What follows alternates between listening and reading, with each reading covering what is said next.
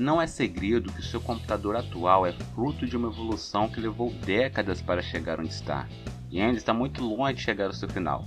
Se pensarmos que cerca de 10 anos atrás os processadores ainda nem conheciam os núcleos múltiplos, imaginar as máquinas que inauguraram a informática é uma tarefa ainda mais complicada. Você sabia que no início da década de 1950 já existiam computadores?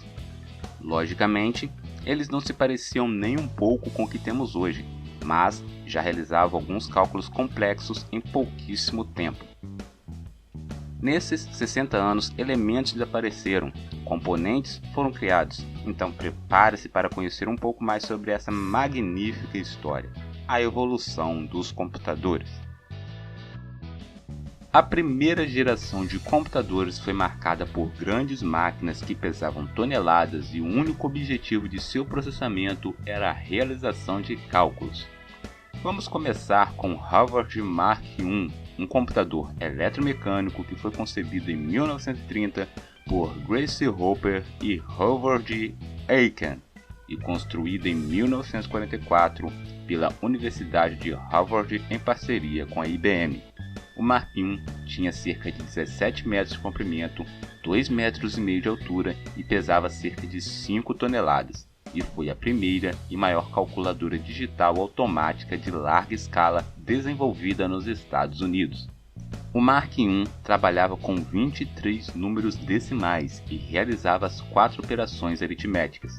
Dispunha ainda de subrotinas integradas que calculavam funções logarítmicas e trigonométricas. Era um calculador lento, demorando de 3 a 5 segundos para efetuar uma multiplicação, mas era totalmente automático e podia realizar cálculos extensos sem intervenção humana. Ainda na primeira geração de computadores temos o ENIAC, Electronic Numerical Integrator and Computer, ou em português, Computador Integrador Numérico Eletrônico, criado em fevereiro de 1946 pelos cientistas norte-americanos John F. e John Mauchly, da Electronic Control Company. Totalmente diferente do Mark I, que era eletromecânico, o ENIAC foi o primeiro computador digital eletrônico de grande escala. Começou a ser desenvolvido em 1943 durante a Segunda Guerra Mundial para computar trajetórias táticas que exigissem conhecimento substancial em matemática, mas só se tornou operacional após o final da guerra. Sua capacidade de processamento era de fazer 5.000 operações de edição por segundo, tinha 17.468 válvulas, ocupava uma área de 180 metros quadrados e consumia 200.000 watts de energia e pesava cerca de 30 toneladas. Na época, seu custo foi mais ou menos de $500 mil, o equivale a aproximadamente 6 milhões de dólares nos dias de hoje.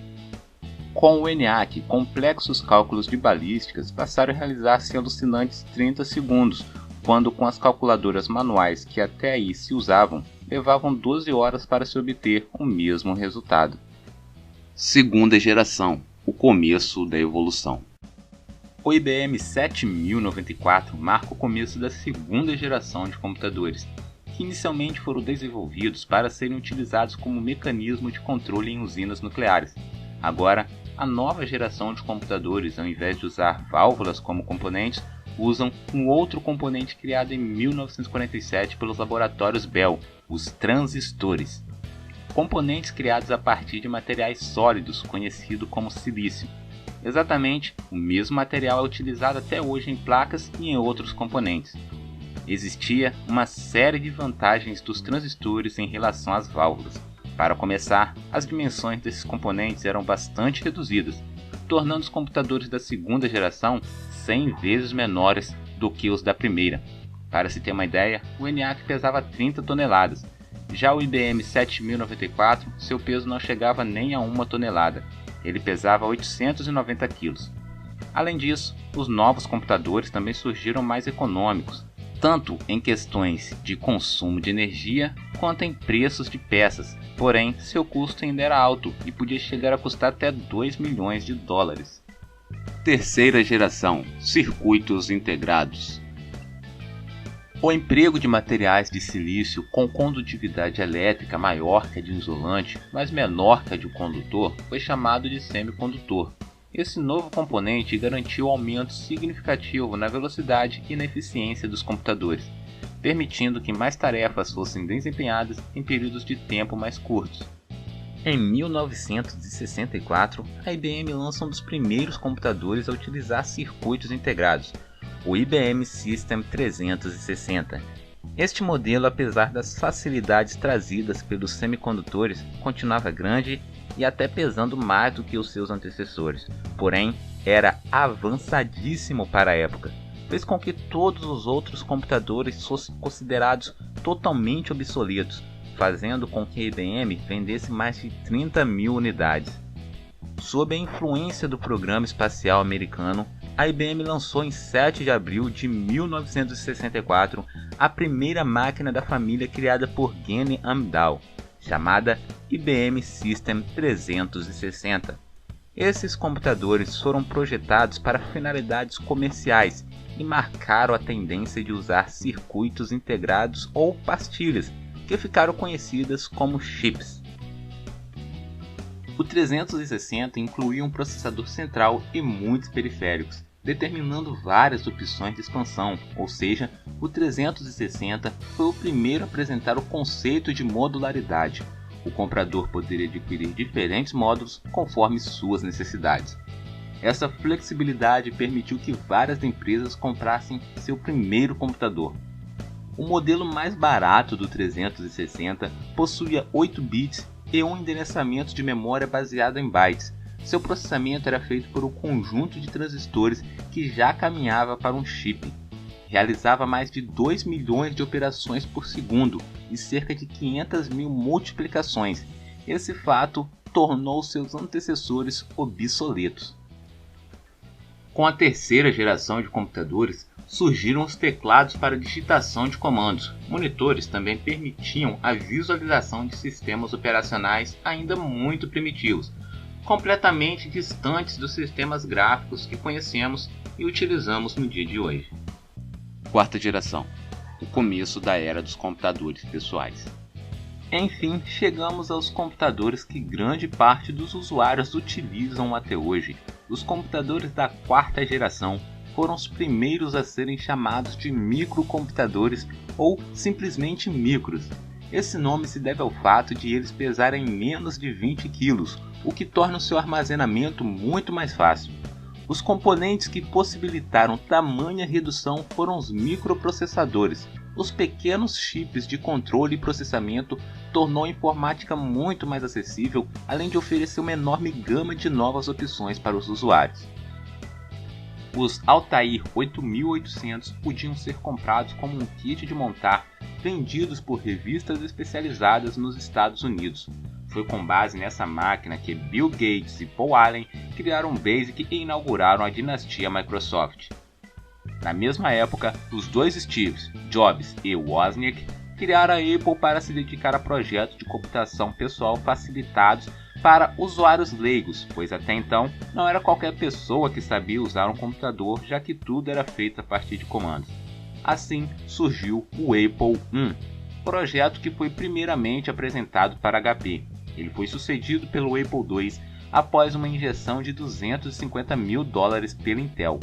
Essa segunda versão dos computadores possuía uma versão modificada do sistema BASIC. O grande avanço apresentado pelo sistema era a utilização de interface gráfica para alguns softwares. Também era possível utilizar processadores de texto, planilhas eletrônicas e bancos de dados. A mesma Apple foi responsável pela inauguração dos mouses na computação pessoal, juntamente com os sistemas operacionais gráficos como o Macintosh. Pouco tempo depois, a Microsoft lançou a primeira versão do Windows, bastante parecida com o sistema da rival. Ciclos passaram a ser clocks. Até a terceira geração dos computadores, o tempo de resposta das máquinas era medido em ciclos, ou seja, media-se um número de ações em curtos períodos de tempo para que fosse possível saber qual fração de segundo era utilizada para elas. Com os microprocessadores, já não era viável medir as capacidades dessa forma. Por isso, surgiram as medidas por clocks. Esta definição calcula o número de ciclos de processamento que podem ser realizados em apenas 1 segundo. Por exemplo, 1 MHz significa que em apenas 1 segundo é possível que o chip realize 1 milhão de ciclos. Quinta geração, múltiplos núcleos. Ainda estamos em transição de uma fase em que os processadores tentavam alcançar clocks cada vez mais altos para uma fase em que o que importa mesmo é como esses clocks podem ser melhor aproveitados. Deixou de ser necessário atingir velocidades de processamento superiores aos 2 GHz, mas passou a ser obrigatório que cada chip possua mais de um núcleo com essas frequências. Começou a chegar ao mercado os processadores que simulavam a existência de 2 núcleos de processamento. Depois chegou os que realmente apresentavam 2 deles. Hoje há processadores com 4 núcleos e outros utilizados por servidores que já oferecem 8. Com tanta potência executando tarefas simultâneas, surgiu uma nova necessidade, pois quanto mais tarefas são executadas por um computador, mais energia é consumida.